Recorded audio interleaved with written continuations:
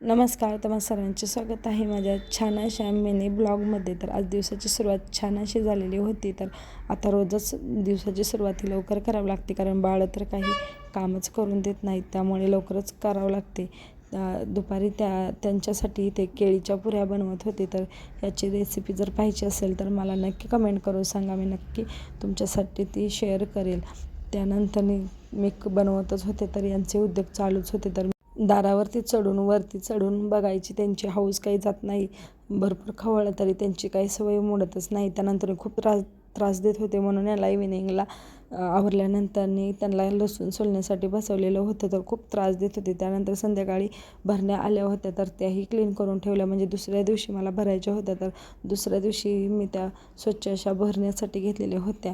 तर पाहू शकता, खूप छान अशी क्वालिटी आहे. तुम्हाला जर घ्यायची असेल तर प्रोडक्ट टॅग केलेला आहे, नक्की घेऊ शकता. ब्लॉग आवडल्यास सबस्क्राईब करा.